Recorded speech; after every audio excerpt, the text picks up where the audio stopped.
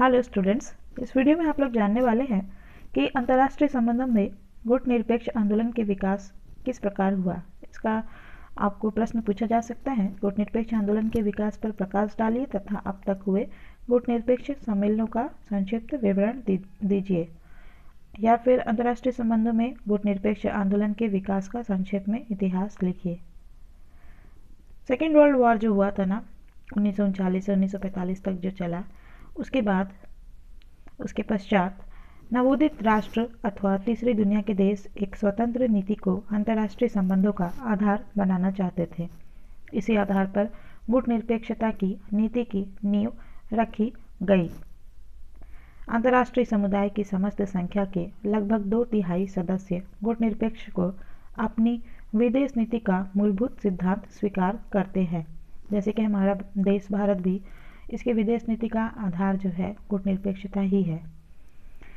गुटनिरपेक्षता जो है शांति एवं सुरक्षा की श्रेष्ठतम विचारधाराओं में से एक है। गुटनिरपेक्ष आंदोलन ने राष्ट्रवाद को अंतर्राष्ट्रवाद में बदलने में सहायता दी है। गुटनिरपेक्ष आंदोलन के विकास का इतिहास, history of the development of non alignment movement. गुटनिरपेक्ष आंदोलन के विकास के प्रथम चरण में गुटनिरपेक्षता को विभिन्न राष्ट्रों के द्वारा अपनी विदेश नीति के प्रमुख सिद्धांत के रूप में अपनाया गया।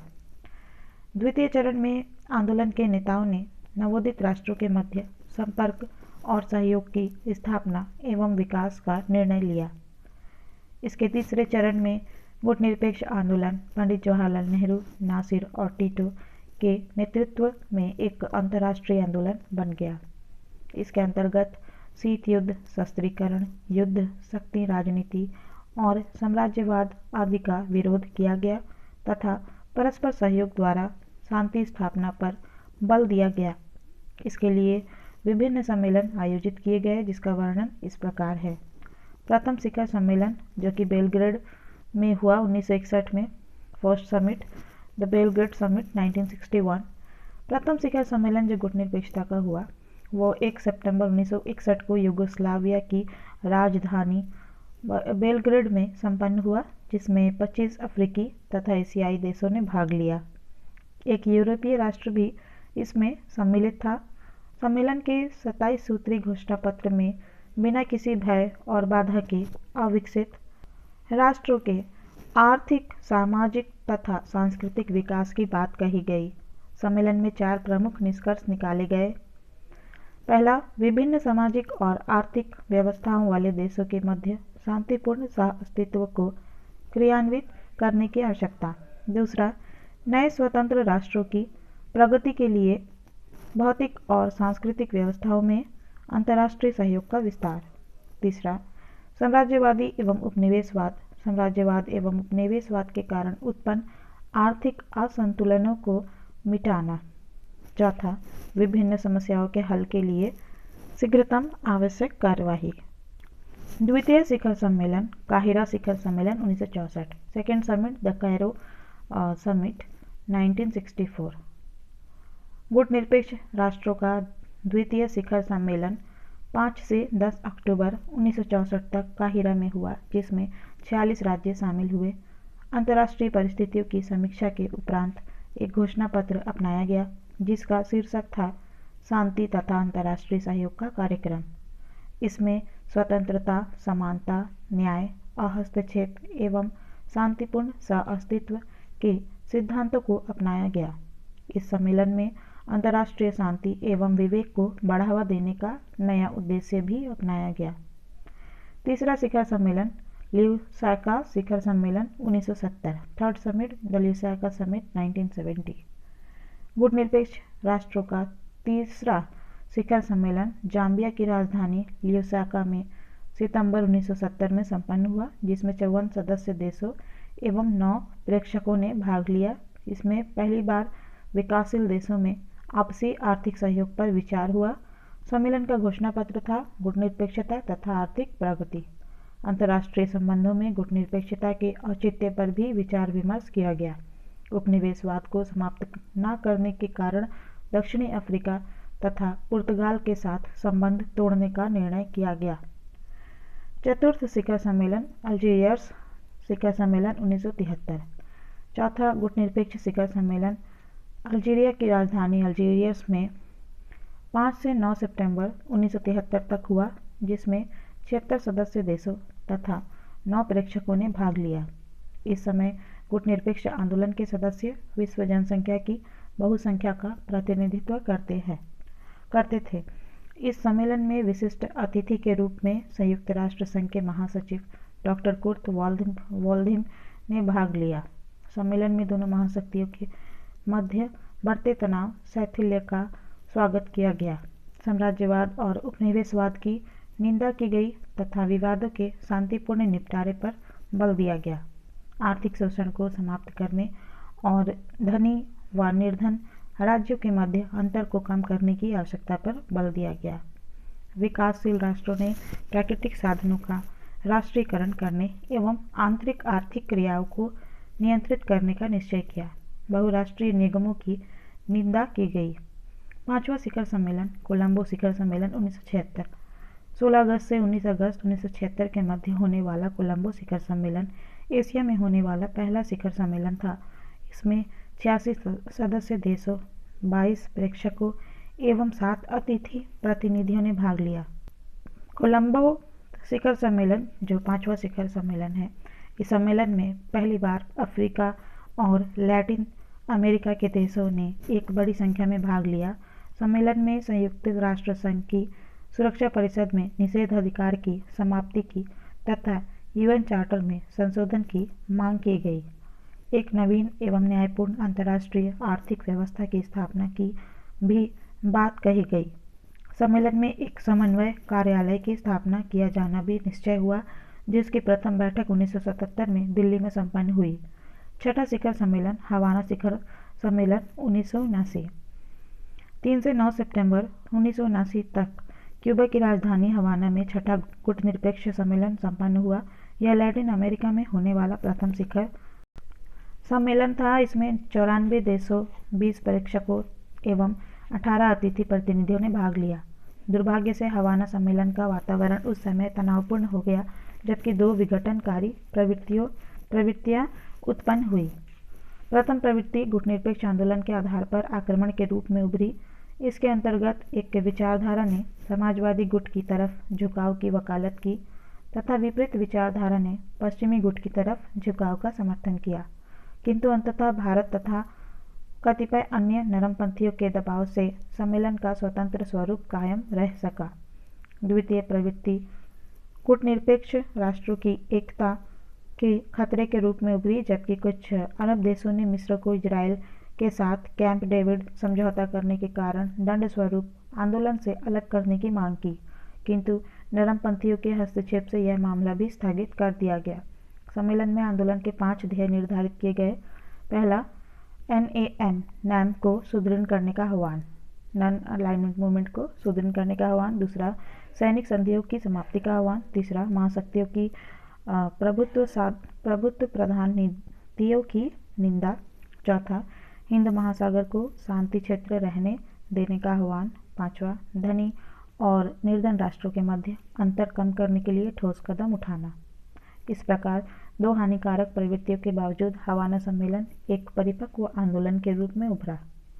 7वां शिखर सम्मेलन नई दिल्ली शिखर सम्मेलन 1983। 7 मार्च से 11 मार्च 1983 तक 7वां गुटनिरपेक्ष शिखर सम्मेलन नई दिल्ली में संपन्न हुआ। इसमें 96 सदस्य देशों तथा 28 देशों ने प्रेक्षकों एवं अतिथियों के रूप में भाग लिया। सम्मेलनों में विचार हेतु 2 प्रमुख विषय थे: परमाणु युद्ध को कैसे रोका जाए तथा समान आर्थिक व्यवस्था कैसे लाई जाए। अपने भाषण में श्रीमती इंदिरा गांधी ने कहा, शांति खतरे में है। शस्त्रों की निरंतर बढ़ती दौड़ से मानव जाति का अस्तित्व खतरे में है। सम्मेलन में अफगानिस्तान, कंबोडिया, फिलिस्तीन, नामीबिया एवं दक्षिणी अफ्रीका की समस्या पर भी विचार विमर्श हुआ। ईरान इराक युद्ध समाप्त करने की अपील की गई तथा विकासशील देशों में साधनों के तर्कसंगत तथा समान बंटवारे पर बल दिया गया। इस सम्मेलन ने गुटनिरपेक्ष देशों की एकता को प्रमाणित कर दिया। 8वां शिखर सम्मेलन हरारे शिखर सम्मेलन 1986। 1 से 6 सितंबर 1986 तक गुटनिरपेक्ष राष्ट्रों का 8वां शिखर सम्मेलन जिम्बाब्वे की राजधानी हरारे में संपन्न हुआ। इसमें 101 पूर्ण सदस्यों तथा कितने ही प्रेक्षकों ने भाग लिया। इस समय आंदोलन की रजत जयंती भी थी। इस सम्मेलन में संपूर्ण ध्यान दक्षिणी अफ्रीका की नस्लवादी सरकार द्वारा अपनाए गए प्रजाति प्राथक्य अपार्टheid के विरुद्ध संघर्ष पर केंद्रित किया गया। इसमें दक्षिणी अफ्रीकाई एकता कोष की भी स्थापना की गई। इस सम्मेलन में यानी 8वां शिखर सम्मेलन में दक्षिणी अफ्रीका के नस्लवाद के विरुद्ध कई पग उठाए गए यानी कई कदम उठाए गए। इस सम्मेलन में अफगानिस्तान, कंबोडिया, ईरान, इराक युद्ध, फिलिस्तीन आदि की समस्याओं पर पुनः विचार विमर्श किया गया। शीतयुद्ध तथा शक्ति राजनीति से पृथक रहने का दृढ़ निश्चय व्यक्त किया गया। 9वां शिखर सम्मेलन बेलग्रेड शिखर सम्मेलन 1989 गुटनिरपेक्ष राष्ट्रों का 9वां शिखर सम्मेलन सितंबर 1989 में यूगोस्लाविया की राजधानी बेलग्रेड में संपन्न हुआ। इसमें 98 सदस्यों, 15 प्रेक्षकों एवं 38 अतिथियों ने भाग लिया। इस सम्मेलन में विशेष रूप से नवीन अंतर्राष्ट्रीय आर्थिक व्यवस्था NIEO के मामले पर विचार विमर्श किया गया। सम्मेलन में परस्पर निर्भर विश्व की अवधारणा को बार बार दोहराया गया। पर्यावरण से संबंधित समस्या पर भी विचार विमर्श किया गया। इसके अलावा विश्व अर्थव्यवस्था को अधिक विस्तृत आधार देने का समर्थन किया गया।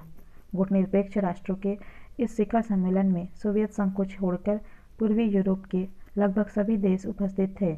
इसमें द्विध्रुवीकरण की अपेक्षा बहुध्रुवीकरण की ओर बढ़ रही प्रवृत्ति दृष्टिगोचर हुई। 10वां शिखर सम्मेलन जकार्ता शिखर सम्मेलन 1992 1 से 6 सितंबर 1992 तक इंडोनेशिया की राजधानी जकार्ता में 10वां गुटनिरपेक्ष शिखर सम्मेलन संपन्न हुआ। इसमें 108 सदस्यों ने भाग लिया। राजनीतिक तथा आर्थिक विषयों पर भारत द्वारा दिए गए सुझावों को स्वीकार किया गया। बोस्निया तथा हर्जेगोविना की स्थिति पर आम सहमति व्यक्त की गई। नाम का एक उच्च स्तरीय संचालन समूह स्थापित करने की बात कही गई। कुवैत की प्रभुसत्ता, स्वतंत्रता तथा एकता की पुनः स्थापना का स्वागत किया गया। सोमालिया के झगड़े पर भी विचार विमर्श हुआ। परमाणु निशस्त्रीकरण, आतंकवाद की समाप्ति, हस्तक्षेप की नीति, विश्व अर्थव्यवस्था जैसे महत्वपूर्ण मुद्दों पर भी विचार किया गया। 11वां शिखर सम्मेलन कार्टेगना शिखर सम्मेलन 1995 सन 1995 में 11वां गुटनिरपेक्ष शिखर सम्मेलन कोलंबिया के नगर कार्टेगना में संपन्न हुआ। इसमें 113 सदस्यों ने भाग लिया। सम्मेलन में परमाणु शस्त्र विहीन क्षेत्रों की स्थापना का समर्थन किया गया। विश्व बैंक तथा अंतर्राष्ट्रीय मुद्रा कोष इंटरनेशनल मॉनेटरी फंड IMF में सुधार की मांग की गई।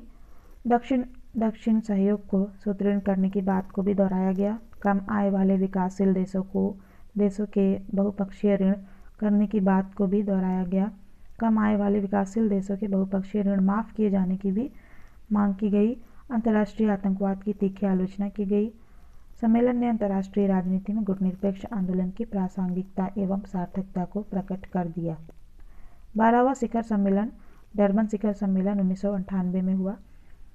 12वां गुटनिरपेक्ष शिखर सम्मेलन सितंबर 1998 में दक्षिण अफ्रीका में डरबन में 3 सितंबर 1998 को दक्षिण अफ्रीका के राष्ट्रपति नेल्सन मंडेला की अध्यक्षता में संपन्न हुआ।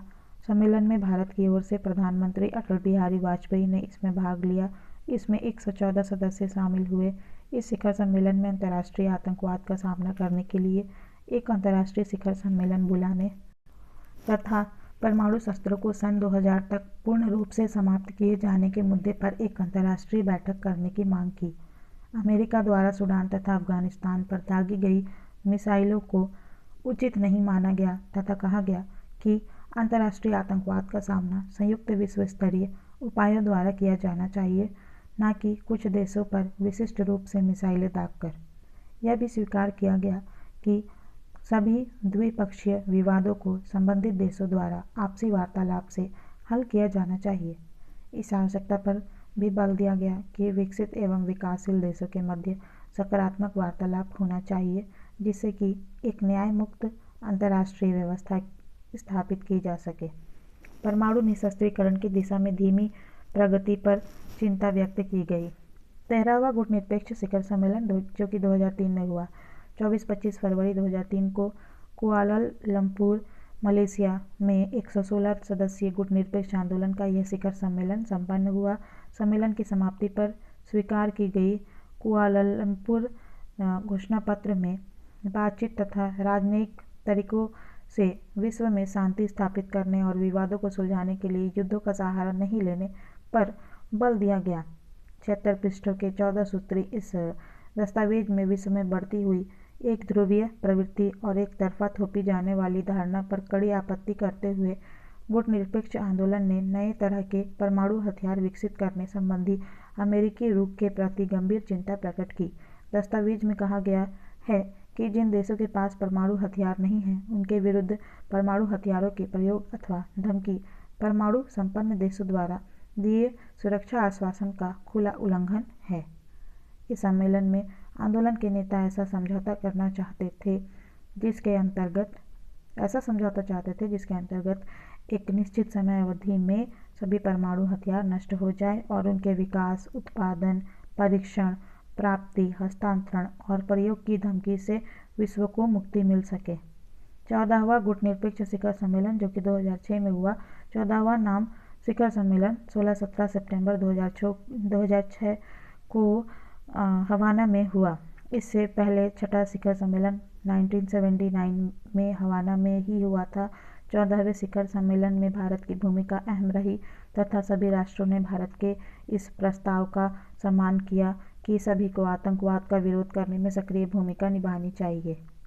आतंकवाद को किसी भी तरह का राजनीतिक, कूटनीतिक, भौतिक और नैतिक समर्थन नहीं देना चाहिए। अफगानिस्तान, पाकिस्तान क्षेत्र में तालिबान समूह की सक्रियता पर चिंता व्यक्त की गई। इस सम्मेलन में संयुक्त राष्ट्र संघ और इसकी सुरक्षा परिषद को अधिक लोकतंत्री, व्यापक एवं उत्तरदायी बनाने की आवश्यकता पर भी बल दिया गया। सम्मेलन में यह भी स्वीकार किया गया कि सभी राष्ट्र बिना किसी भेदभाव के शांतिपूर्ण उद्देश्यों के लिए परमाणु ऊर्जा के विकास के अधिकारी हैं। ईरान की परमाणु नीति के संबंध में कूटनीति का सहारा लेने की वकालत की गई। अंतर्राष्ट्रीय आर्थिक मुद्दों पर भी विचार विमर्श किया गया।